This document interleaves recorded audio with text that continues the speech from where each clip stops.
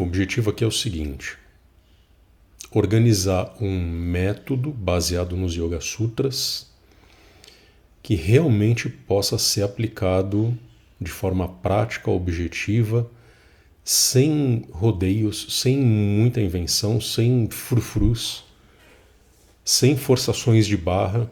O primeiro passo é entender o que são os Yoga Sutras. Caso alguém que me acompanha aqui não saiba o que são os Yoga Sutras, trata-se de uma obra, né, um livro, uma apostila, um texto relativamente curto, que é considerado uma das escrituras importantes dentro do yoga, talvez a mais importante, a escritura que oficialmente funda o yoga, né, estabelece o yoga como algo, uma tradição à parte de outras tradições que nasceram na Índia. Foi escrito por Patanjali, ninguém sabe exatamente quem foi Patanjali, especula-se muito a respeito disso. A própria data de criação, de compilação dos Yoga Sutras é incerta. Alguns autores dizem que foi 500 anos antes de Cristo, outros dizem 200 anos antes de Cristo, ou 100 antes de Cristo, ou 100 ou 200 anos depois de Cristo, enfim. Não existe uma data certa e exata. Apesar disso, a obra existe e é suficiente que esses ensinamentos existam e tenham se perpetuado até hoje. Esse texto se divide em 196 versos. Alguns contam 195 versos, existe uma pequena diferença aí em função de como os versos são divididos. Ao longo destes 196 versos, o autor Patanjali explica o que é o yoga, como ele é praticado, quais são seus efeitos. Esta obra se divide em 4 capítulos, sendo que o primeiro capítulo fala do Samadhi, né, define o que é o Samadhi. Logo no comecinho deste capítulo, Patanjali traz aquele verso que é bastante conhecido, né, que define o yoga como a interrupção das oscilações mentais, o que já é uma primeira dica de que yoga e meditação são essencialmente a mesma coisa. Depois disso, o capítulo Sadhanapada, em que o Patanjali define o yoga, explica o yoga de forma mais metódica, dividindo essa prática em 8 passos, e neste capítulo em particular ele explica os 5 primeiros passos. Depois disso, Vibhuti-pada, em que Patanjali explica os 3 últimos passos dos 8 passos que ele havia mencionado no capítulo anterior. Ele fala essencialmente de Samyama, que são os 3 passos que determinam a meditação, que constituem a meditação. E no último capítulo, né, o capítulo 4, Kaivalya-pada, em que ele explica Kaivalya, ele fala da libertação, ele fala do resultado final da prática do yoga. Essa é a estrutura geral dos Yoga Sutras, divididos, como eu falei, em 196 versos. Existem vários versos que são importantes ao longo dos Yoga Sutras, alguns deles que falam de como a pessoa deve proceder para realizar yoga, como é que deve ser praticado o yoga, quais são os efeitos da prática do yoga, de que forma é possível conhecer a mente para que a mente contribua no processo de realização de yoga e, consequentemente, no processo de obtenção da libertação, Kaivalya no caso. Enfim, é uma obra que ensina a pessoa a meditar, ensina o leitor a realizar yoga. Yoga no sentido mais tradicional e mais clássico dessa palavra. Não se trata de um compilado de técnicas de flexibilidade, de fortalecimento. Vocês não encontram nada disso nos Yoga Sutras. Inclusive os versos que falam de asanas e de pranayamas, por exemplo, não mencionam sequer uma única técnica, o que por si só é suficiente para entender que estas técnicas não são tão importantes quanto o mundo moderno se acostumou a entender. Desde que o yoga se popularizou no Ocidente, isso vamos considerar aí os últimos 100 anos, de 100 anos para cá, o yoga realmente se espalhou pelo Ocidente, se tornou muito famoso, virou um sucesso comercial, inclusive. Desde que isso começou a acontecer, muitos professores têm trazido os Yoga Sutras para suas aulas, para os seus cursos de formação, como forma de enriquecer as suas aulas, como forma de enriquecer os seus ensinamentos, como forma de melhorar o modo como esses próprios professores ensinam o yoga. Tem acontecido um processo muito curioso que é, de um lado, né, isso no cotidiano das aulas, das práticas, um esvaziamento de sentido, uma atitude cada vez mais superficial em relação ao yoga, o yoga tratado a partir dos seus aspectos mais superficiais e mais técnicos, em especial por meio da prática das posturas. E, por outro lado, os Yoga Sutras, além de outros textos, outras escrituras sagradas, são trazidas para essas práticas como forma de validar estas práticas superficiais. Funciona mais ou menos assim. Você vai fazer uma aula de yoga, você vai se deparar com práticas apenas de posturas, né, de torções, alongamentos, uma espécie de calistenia, exercícios isométricos, enfim. E para que isso não seja identificado como uma simples educação física, são trazidos para estas aulas, geralmente no final da aula, ou às vezes como um bônus de final de semana, são trazidos conteúdos tradicionais, muitos deles pautados em textos como os Yoga Sutras. E dessa forma, quem participa dessas aulas, ou quem participa desses grupos de práticas de yoga, de estudo de yoga, entende que, bom, aquilo não é educação física, aquilo é yoga, né? Porque basicamente não se estuda os Yoga Sutras numa aula de ginástica, numa simples aula de ginástica. Então, se a pessoa passa a semana inteira fazendo alongamento nas aulas regulares, de repente no final de semana essa pessoa se depara com uma aula diferente em que ela estuda textos da tradição hindu, no entendimento dela, isso é yoga, né? Porque, enfim, temos aí conteúdos tradicionais invernizando as práticas cotidianas, as práticas posturais corriqueiras.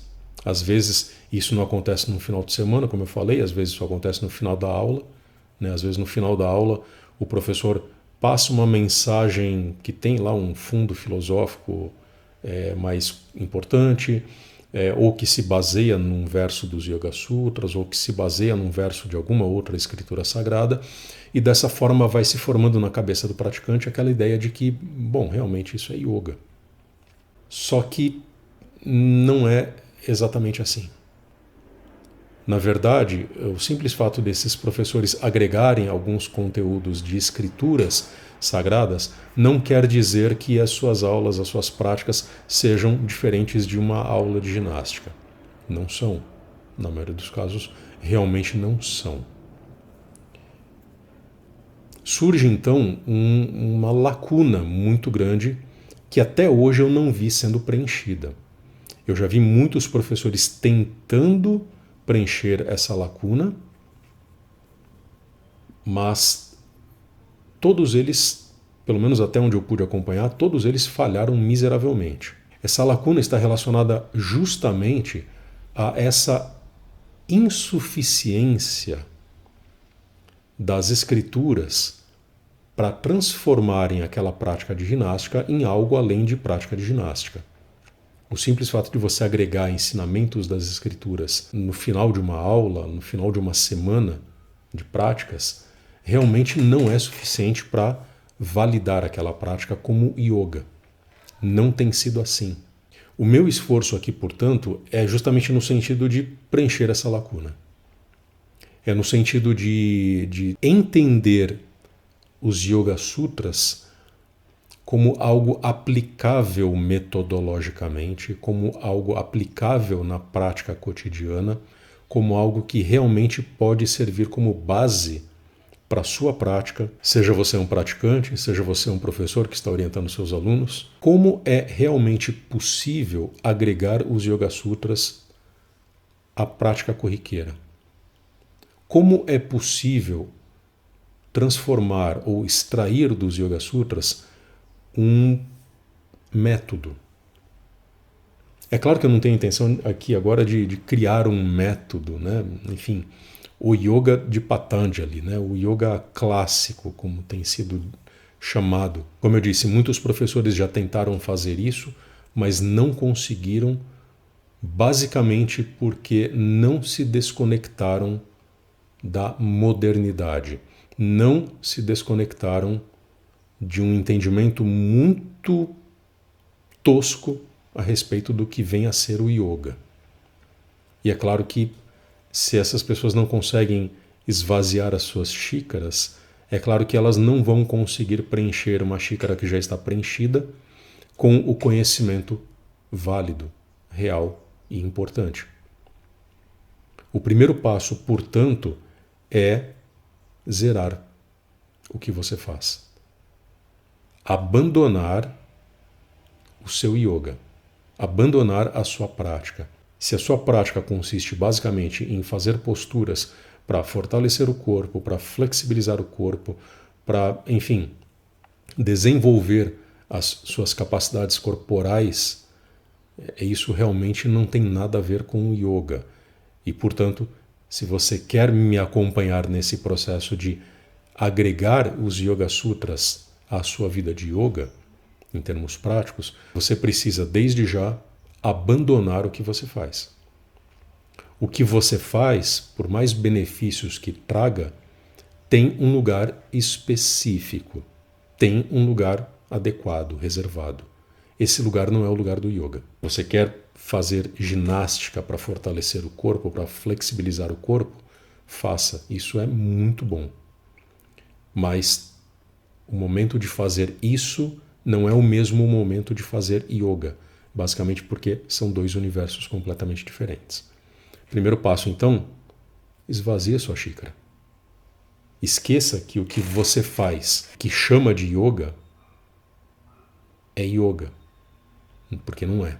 O próximo passo é analisar os 8 angas propostos por Patanjali, analisar cada um desses angas e entender até que ponto eles são aplicáveis ou não de uma forma prática, até que ponto eles podem ser agregados à sua prática cotidiana e, se a gente entender que realmente é possível aplicá-los de forma prática cotidiana, de que forma essa aplicação é feita. Eu me refiro aqui naturalmente aos 8 angas tais como mencionados por Patanjali no 2º capítulo dos Yoga Sutras, em que ele fala de sadhana. Sadhana é prática. É o meio, enfim, a prática que você vai realizar para poder chegar ao estado de yoga, ao estado de libertação, que algumas pessoas chamam de iluminação. Estes 8 passos são os seguintes: yamas, niyamas, asana, pranayama, pratyahara, dharana, dhyana e samadhi. Eu vou explicar brevemente cada um desses passos. O primeiro anga, que se chama yama, é um conjunto de 5 observâncias, ou contenções, ou abstinências, ou regras de comportamento para com as outras pessoas. Regras de convívio social. Alguns chamam de ética social. Eu não queria usar a palavra ética porque essa palavra tem uma série de outras implicações que não serão úteis neste momento. Mas é basicamente o modo como você se relaciona com o mundo e, consequentemente, com as pessoas. Eu não vou citar os 5 yamas que compõem esse primeiro conjunto, né, esse primeiro anga, mas só para citar alguns exemplos que são bastante conhecidos. A ahimsa, que é a não violência, né? Pelo menos essa é a tradução mais comum. Alguns traduzem como não causar danos, não provocar prejuízos. Tem uma série de traduções ou interpretações desse primeiro yama, que é a ahimsa, mas de um modo geral é você não causar problemas para outras pessoas, não causar danos. Basicamente por quê? Se você causa problemas, ou danos para outras pessoas, em algum momento você vai ser prejudicado por essa ação. É um pouco o que a gente vê na lei do retorno ou a lei do karma. Ou seja, você vai sofrer as consequências dos seus próprios atos. E a Ahimsa fala disso também. Então, se você maltrata uma pessoa, a tendência é que essa pessoa maltrate você em retorno, ou pelo menos que se queixe com você pelo dano que você causou. Qual é o problema disso? O problema é que você está sendo malvado, você está sendo uma pessoa ruim, uma pessoa má. Ainda que isso seja verdade, né? Porque em geral, se você causa danos a outras pessoas de forma absolutamente desnecessária, você provavelmente está sendo uma pessoa ruim, né? E isso por si só já é uma coisa ruim. Embora isso seja ruim, não é essa ruindade que é importante no yoga. O principal problema de você violar este primeiro yama, que é a ahimsa, é o fato de que se você causar danos a outras pessoas, estas pessoas vão procurar você, seja para devolver esse mal que elas receberam de você, seja para questionar você em relação a isso. E nos dois casos, ou qualquer outro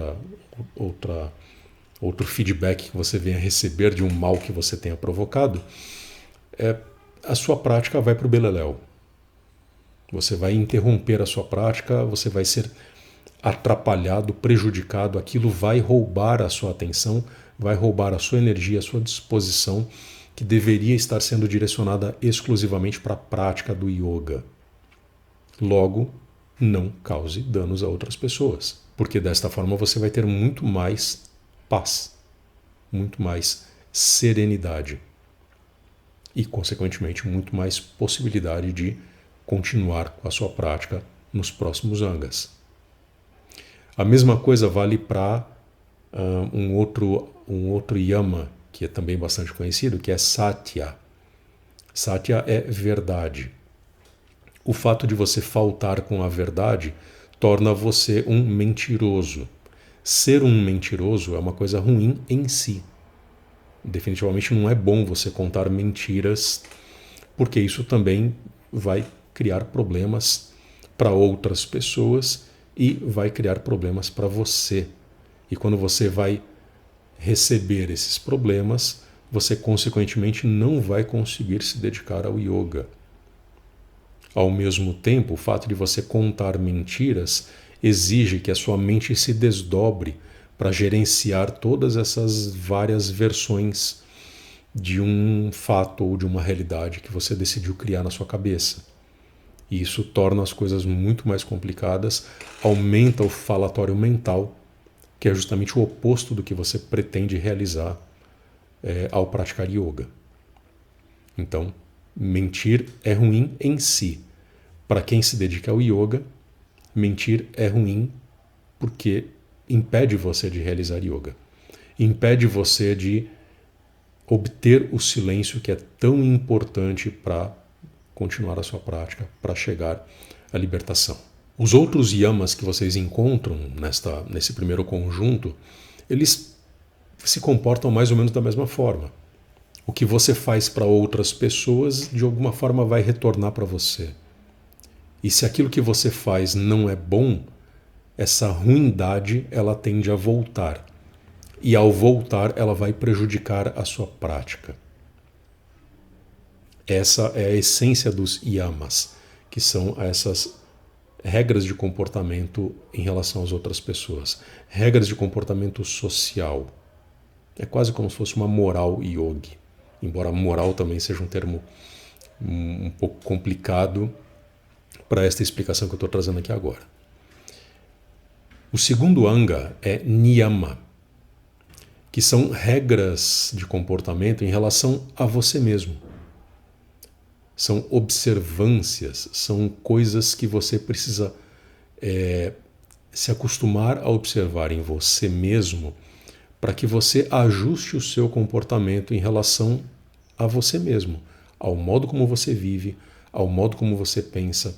Eu acho que não é muito difícil entender como isso pode influenciar a sua prática. Porque o modo como você vive, o modo como você se trata, leva você a uma certa condição que vai influenciar positiva ou negativamente a sua prática de yoga. Por exemplo, um dos niyamas mais discutidos, mais conhecidos é Ishvara Pranidhana, que é traduzido por muitas pessoas como entregar-se para Deus. Ou seja, você dedica os seus esforços, a sua energia, a sua disciplina a Deus. Claro que raramente se usa essa palavra, né, Deus, no yoga, né, mas em essência é isso. É até mais fácil para nós ocidentais compreendermos esse niyama. Outro niyama também bastante conhecido é tapas, que é basicamente a disciplina, né, o esforço, aquele empenho que você coloca na prática do yoga. Essas qualidades, elas são muito internas, elas são muito pessoais, são muito individuais. E acho que é fácil entender que se você as tem, vai ser melhor para quem quer se dedicar ao yoga. Se você não as tem, realmente a prática não vai ficar tão boa. Tanto yamas como niyamas, né, que são os dois primeiros angas do método, entre aspas, explicado por Patanjali, né, do Ashtanga Yoga, explicado por Patanjali, não são passos metodológicos. Você não vai parar para praticar ahimsa. Você não vai parar para praticar tapas. Você não vai parar para praticar satya. São qualidades que você vai desenvolvendo ao longo da sua vida, por meio de autoobservação, por meio de uma disciplina pessoal, no sentido de evitar causar problemas para outras pessoas, que é o caso de ahimsa, para evitar mentir, que é o caso de satya, para evitar o desleixo, a preguiça, que é o oposto de tapas. Não é necessário aqui pensar em transformar yamas e niyamas em técnicas ou práticas ou ações que você realmente vai realizar. É claro que se a gente for investigar cada um dos yamas e cada um dos niyamas, a gente provavelmente vai encontrar práticas que tenham relação com cada um dos yamas e niyamas e que podem ser agregadas à nossa rotina prática. Por exemplo, dedicar-se a Deus, que é Ishvara Pranidhana, que é um dos niyamas, pode ser realizado por meio da oração. Quem tem o hábito de rezar, provavelmente vai entender e vai experimentar que a oração é uma forma de você direcionar a sua energia para Deus, é uma forma de você se entregar para Deus.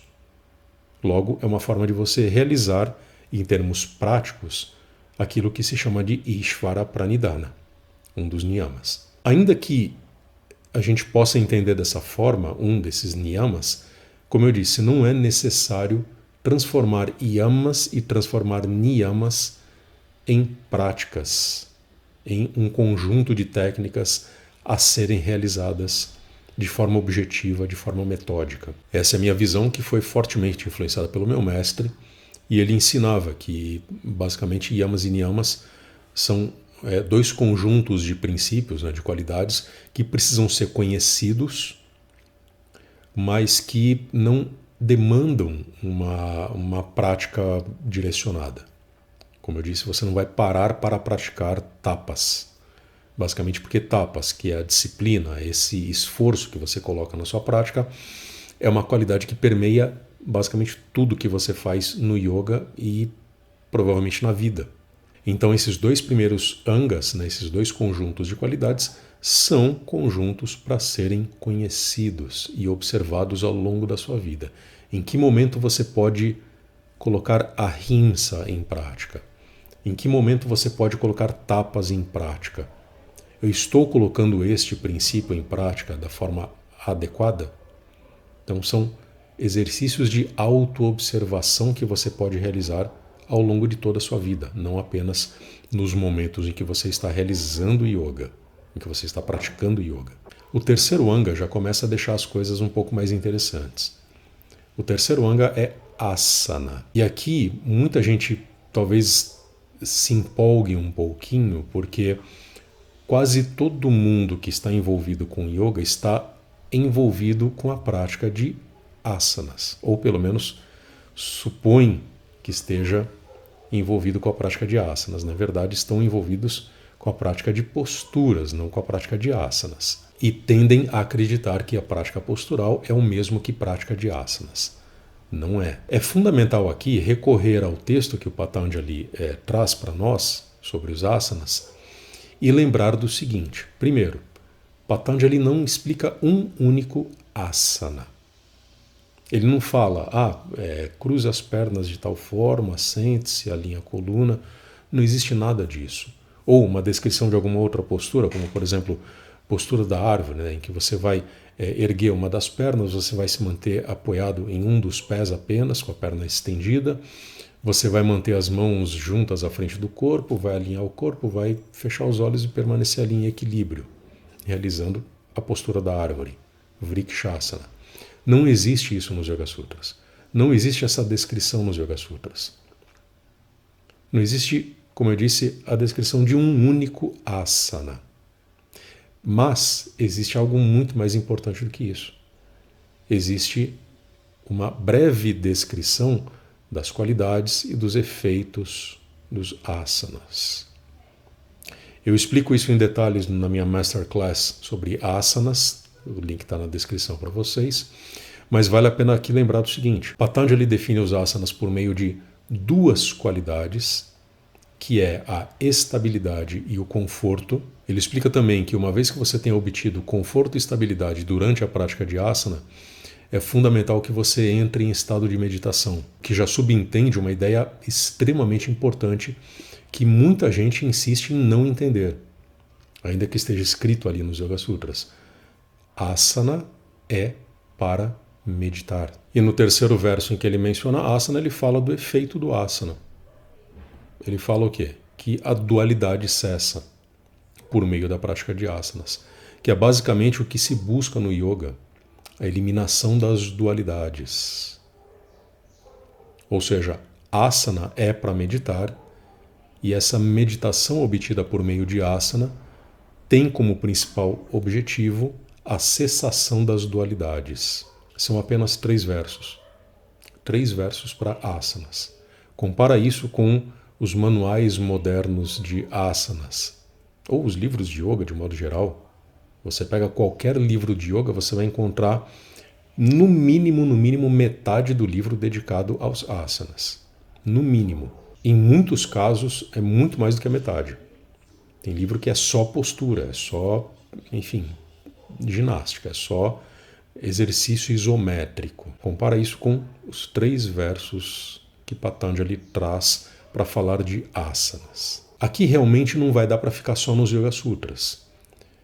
Para que a gente possa transformar esse terceiro anga, tal como explicado por Patanjali, em algo praticável, a gente precisa apelar, no mínimo, aos ensinamentos dos Hatha Yogis. Porque foram os Hatha Yogis que realmente trouxeram a prática de asana como algo importante e que desenvolveram esse anga por meio da compilação de algumas posturas que viriam a ser realizadas como asanas. Se vocês pegam, por exemplo, alguns manuais básicos de Hatha Yoga, como é o caso do Hatha Yoga Pradipika, o Gheranda Samhita, que trazem ali 1, 2, 3 dezenas de asanas, vocês vão encontrar descrições de algumas posturas que são aplicadas como asanas dentro do Hatha Yoga. Quem quer desenvolver uma prática de asanas baseada em Patanjali, baseada nos Yoga Sutras, precisa apelar aos conhecimentos dos Hatha Yogis. Daria até para a gente utilizar alguns manuais modernos, com alguma cautela é possível pegar o conhecimento moderno da prática postural e trazer isso para dentro desse ensinamento de Patanjali e realizar uma prática realmente afinada com aquilo que Patanjali ensina sobre asana. Você pode pegar, por exemplo, Trikonasana e, ao invés de realizar Trikonasana como uma ginástica, como um alongamento, você pode realizar aquilo como asana, exatamente como ensinava Patanjali. E o que ensinava Patanjali? Você precisa encontrar conforto e estabilidade para que você consiga meditar ao realizar aquele asana, para que você consiga vivenciar a não dualidade. Isso é praticar asana de acordo com Patanjali. Você pode pegar qualquer asana que você encontra em qualquer compilação, ou melhor, qualquer postura que você encontra em qualquer compilação, seja ela moderna, seja ela publicada mês passado, pega aquela postura, realiza aquilo como asana, verificando o tempo todo se você encontrou estabilidade e conforto, se você realmente encontrou um ponto silencioso que permita você meditar ao realizar aquela postura. É isso que torna aquela postura um asana. E veja até que ponto essa meditação realmente, essa meditação realizada durante a prática do asana, realmente leva você numa direção que transcende muito a simples conformação postural. Basicamente porque ao realizar asana, você não está buscando o aprimoramento técnico naquela postura. Você está buscando realizar yoga. Quer fazer essa vivência com, por exemplo, a microsadhana que eu propus em um vídeo alguns anos atrás? É muito fácil. Pega aquelas posturas, uma sequência ali de 7, 8 posturas, realize-as da forma correta, realize-as como asanas, realize-as para meditar, realize-as com longa permanência, porque é principalmente a longa permanência que vai possibilitar você experimentar o conforto e a estabilidade e principalmente aproveitar aquela prática postural para entrar na meditação, que é justamente o que transforma uma postura num asana. Estas explicações foram desenvolvidas de forma muito mais aprofundada na minha masterclass sobre asanas. Está na descrição o link, dá uma olhada lá.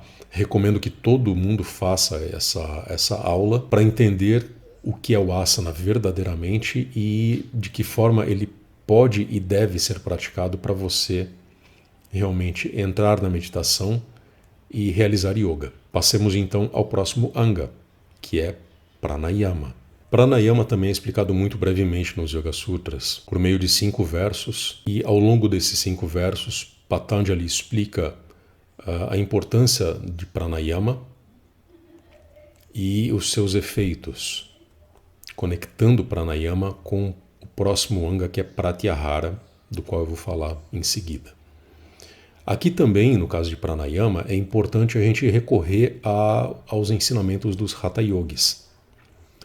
Dificilmente a gente conseguiria praticar alguma coisa relacionada a pranayama se não fosse o conhecimento tântrico que foi proposto séculos depois com os Hatha Yogis. No Hatha Yoga são ensinados 16 pranayamas, sendo que destes 8 são os chamados Dhyana Pranayama, ou seja, são pranayamas que têm como objetivo desenvolver a capacidade de meditação ou meditatividade, como meu mestre gostava de falar.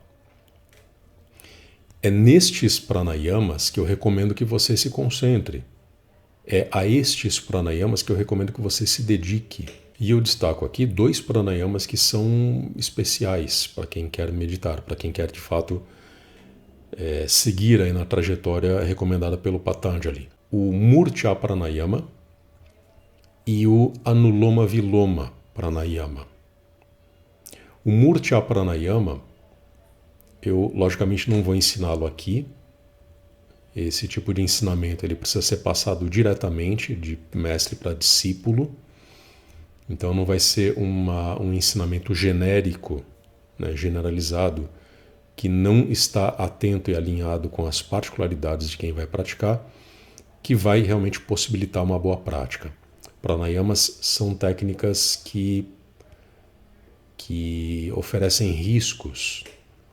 Então não cabe aqui eu ensinar a técnica chamada de Murcha Pranayama.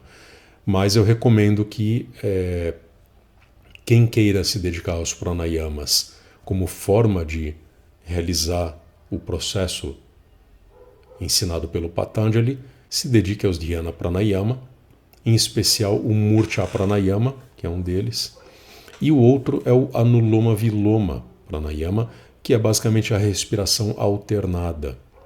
Você alterna as narinas por meio de fechar, abrir as narinas sequencialmente, fazendo uma respiração cíclica que naturalmente envolve retenções de ar. As retenções elas precisam ser realizadas com bastante cuidado, basicamente porque elas também envolvem riscos. Na verdade, as retenções são o aspecto dos pranayamas que realmente trazem algum risco para algumas pessoas. Por exemplo, pessoas que sofrem com pressão alta, que têm problemas oculares, ou alguma outra doença. Em geral, para essas pessoas não se recomenda reter o ar, ainda que seja por períodos curtos. Mas vale desde já essa recomendação do foco nos pranayamas que são direcionados para a meditação. Daí o nome Dhyana Pranayama. Dhyana, como a gente vai ver em seguida, é um dos nomes associados à meditação. Alguns até traduzem como meditação de fato. Existem outros pranayamas no Hatha Yoga que são os pranayamas de doshas, ou seja, pranayamas que são dedicados ao equilíbrio da saúde. Também são importantes, mas eu não colocaria tanto foco neles se o seu interesse é de fato seguir no caminho proposto pelo Patanjali. Os 5 versos que Patanjali usa para falar do pranayama são encerrados com um verso em que ele diz o seguinte, que é por meio da prática de pranayama que você consegue encontrar a introspecção necessária para meditar. Isso reforça uma coisa que muitos professores já disseram, né? Inclusive professores modernos, nesse ponto eles acertam, quando dizem que pranayama é utilizado para produzir quietude mental. Pranayama é um dos recursos técnicos de que nós dispomos para domar as agitações mentais. É uma forma de você aquietar a mente.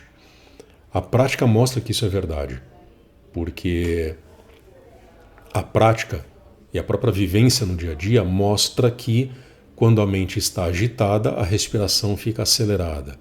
Quando a mente está tranquila, a respiração tende a ficar mais lenta, mais profunda. E o contrário é verdadeiro.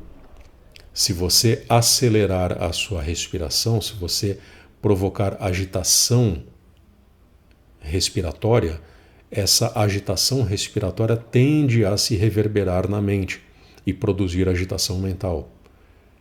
E da mesma forma, se você produzir lentidão respiratória, aprofundamento da respiração, você consegue produzir lentidão mental, quietude mental, por meio dessa disciplina respiratória. Nesse ponto, até os modernos acertam, né? Os professores contemporâneos, professores modernos, ensinam isso com bastante frequência, ensinam exercícios respiratórios como meios muito interessantes de criar uma disciplina mental.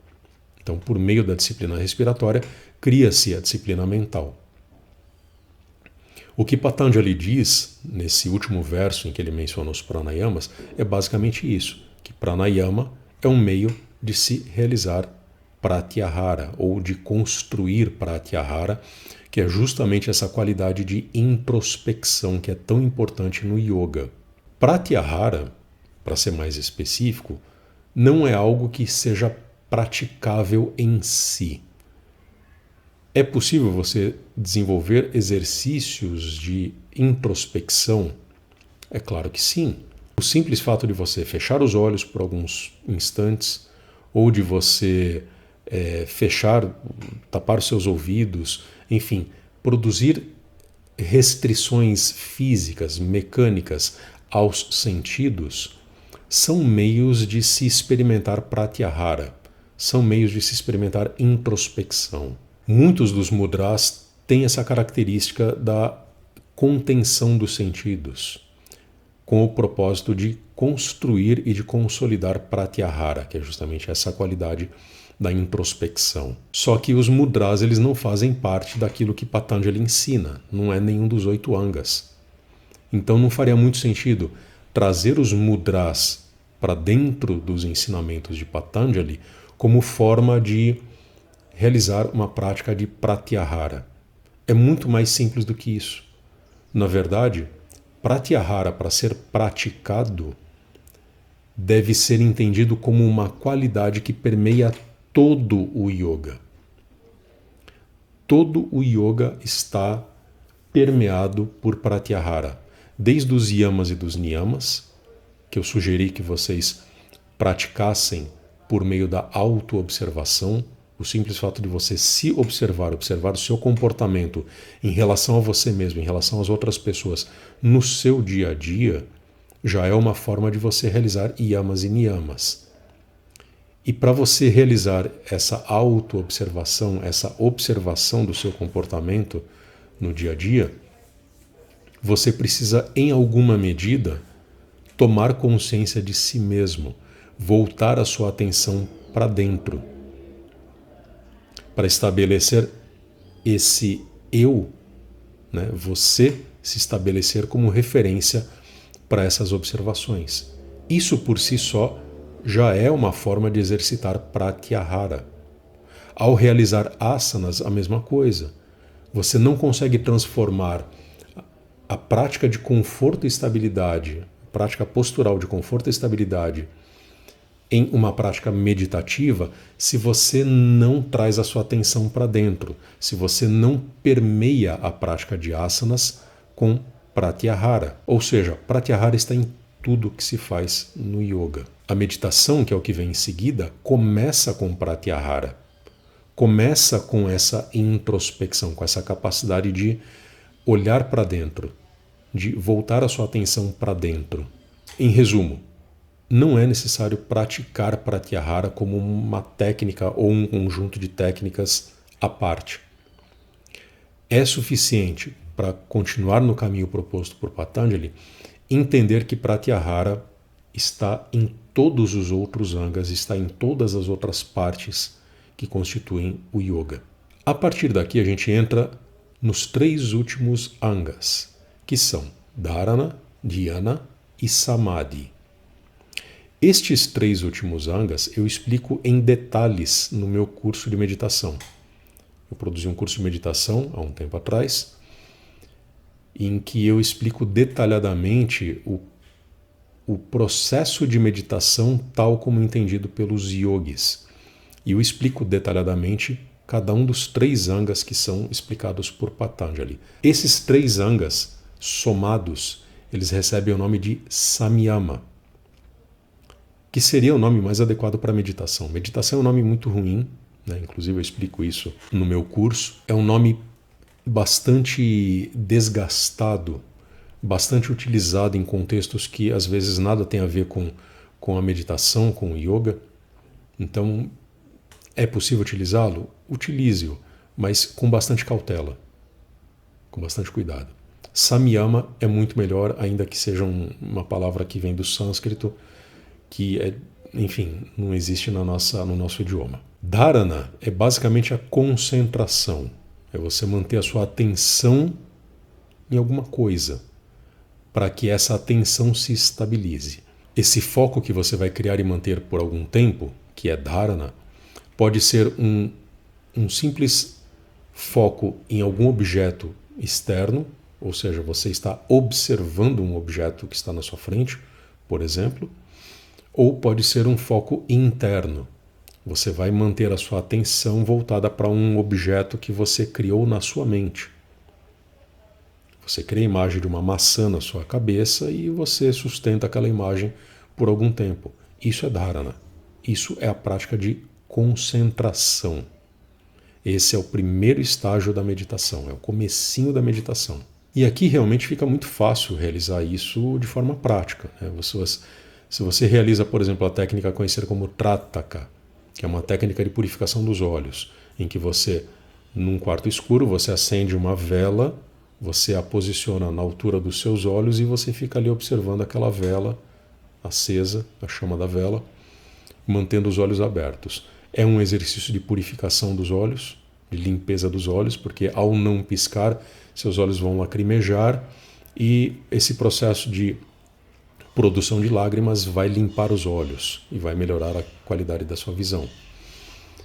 Ao mesmo tempo, isso é um exercício de concentração, porque você precisa manter o foco visual, né, conectado com a chama da vela, não pode desviar os olhos, não pode piscar os olhos e você está ali concentrado naquilo. Outro modo de realizar dharana, a prática da concentração, é você observar um desenho na sua frente, um pontinho na parede, uma figura geométrica, um yantra, né, que é uma dessas figuras geométricas utilizadas no yoga. Você pode imprimir isso, grudar na parede e ficar ali observando. É uma prática de concentração. Ou você pode, como eu falei, criar uma imagem mental. Você cria a imagem mental de uma maçã, de de uma bola, e você fica visualizando aquilo o tempo todo. É um exercício de concentração, um pouco mais sutil, não bruto como a simples observação. Você pode observar um som, né? Ou seja, você põe uma musiquinha para tocar, ou um som neutro e contínuo e fica ali escutando aquilo o tempo todo. Você mantém a sua atenção, o seu sentido da audição conectado àquele ruído, àquele som. São diversos tipos de práticas de dharana de que você dispõe. Prática de concentração. Aqui é fácil, né? Não existe nenhuma dúvida em relação a isso. Dhyana, que é o próximo anga, pode ser um pouquinho mais complicado de entender como algo independente de dharana, que é o anga anterior, que é a concentração. O que é dhyana?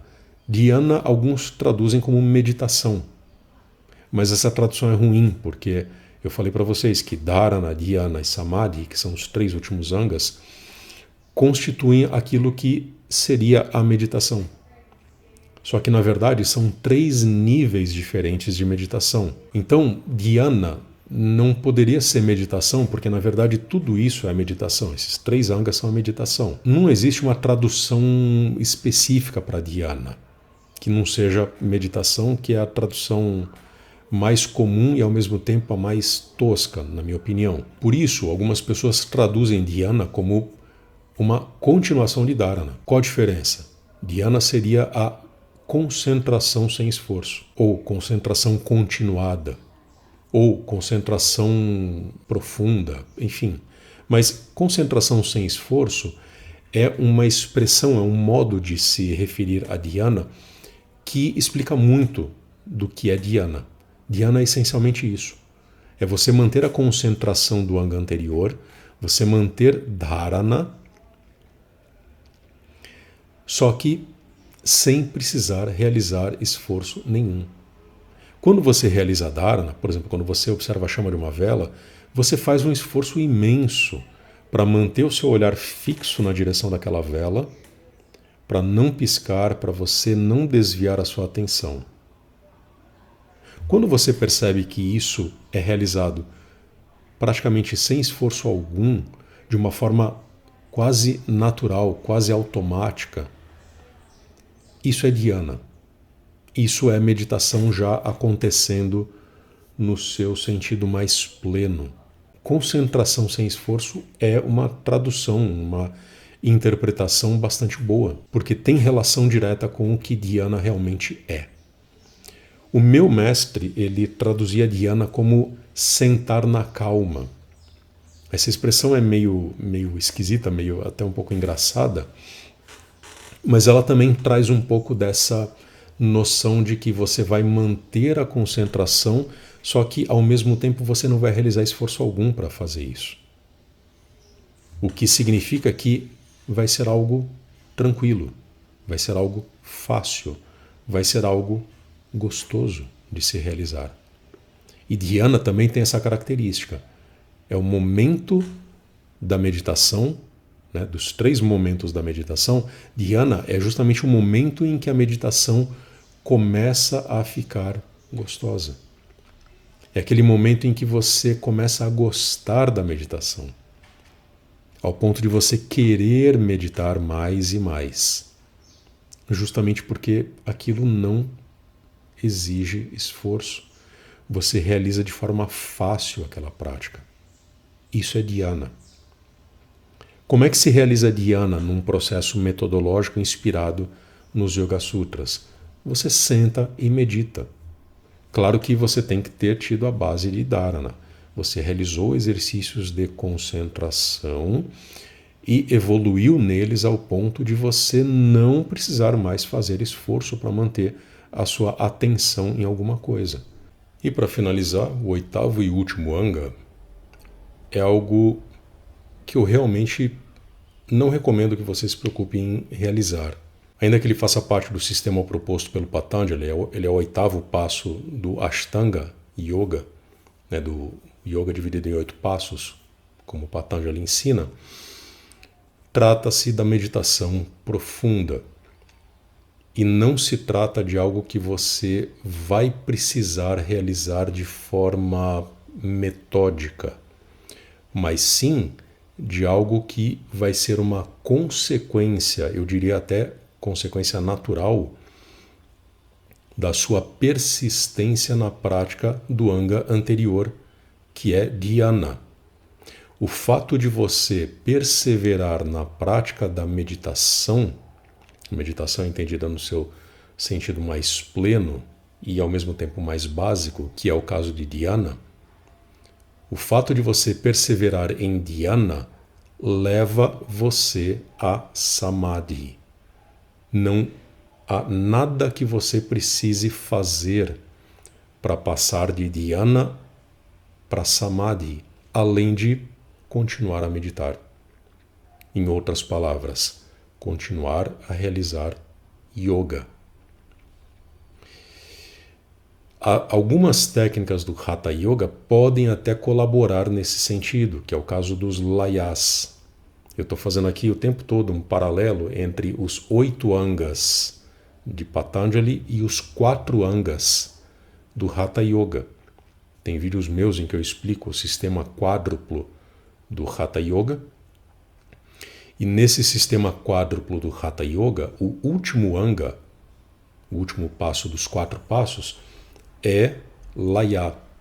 E Laya é um conjunto de técnicas que tem como propósito colocar o praticante diante da vivência profunda do silêncio. São técnicas de visualização, de mentalização muito mais complexas. Não daria para explicar aqui num vídeo genérico. É algo também para ser transmitido de mestre para discípulo. Definitivamente não é algo para ser explicado de forma ampla e aberta. E que ao mesmo tempo depende de uma boa realização e de um bom domínio dos 3 angas anteriores. No caso do Hatha Yoga, antes é o mudra, antes de mudra é pranayama e antes de pranayama é asana. Então, se você realiza esse caminho até Laya, você tem condição realmente de realizar Laya. E os Layas, eles contribuem muito para acelerar essa passagem da meditação simples para a meditação profunda. Mas, para nós, e para os objetivos essenciais deste vídeo, é suficiente pensar justamente na perpetuação da prática da meditação no seu sentido mais elementar. Se você realiza a prática de concentração, se você de fato consegue transformar essa prática de concentração numa prática de concentração sem esforço, ou seja, você passa de dharana para dhyana, se você consegue se estabelecer em dhyana ao ponto de vivenciar algo diferente da simples concentração sem esforço, você já iniciou a sua passagem de dhyana para o último anga, que é o samadhi.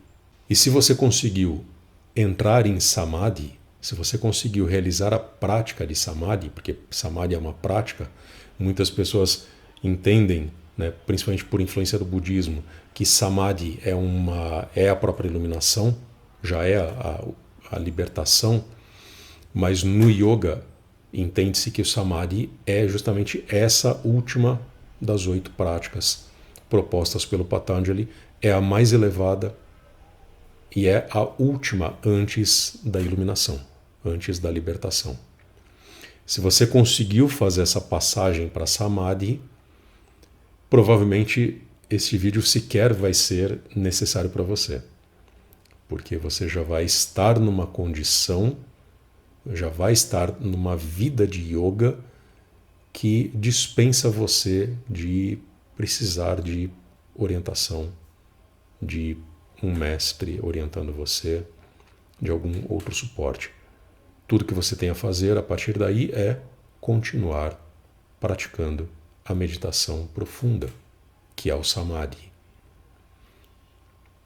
E é basicamente por isso que eu encerro aqui este vídeo. Eu sei que algumas lacunas ainda ficam. Como eu disse, tem muita coisa que precisa ser lapidada e refinada por meio dessa inclusão de técnicas que não são do yoga clássico. Como eu disse para vocês no início, o yoga clássico ele não é um sistema prático. Na verdade, aquilo que algumas pessoas chamam de yoga clássico, em termos práticos, não existe. O meu esforço aqui neste vídeo é no sentido de tornar isso pelo menos visualizável, pelo menos fácil de imaginar. Dá para realizar uma prática baseada nos Yoga Sutras? Dá. Mas essa prática baseada nos Yoga Sutras, ela vai precisar de um suporte técnico que, em muitos casos, vai vir do Hatha Yoga. Não é a simples transposição do Hatha Yoga para dentro dos Yoga Sutras, mas algum suporte vai ser necessário obter externamente em relação aos Yoga Sutras. Mas é possível, sim, usar os Yoga Sutras como base para essa trajetória, para esse percurso que você pretende realizar como yogi. Espero sinceramente que isso possa ajudar você e que você de fato realize essa trajetória e chegue até a prática do Samadhi e a libertação. Se ficou alguma dúvida, deixa um comentário e a gente conversa um pouco sobre isso. Obrigado e até a próxima.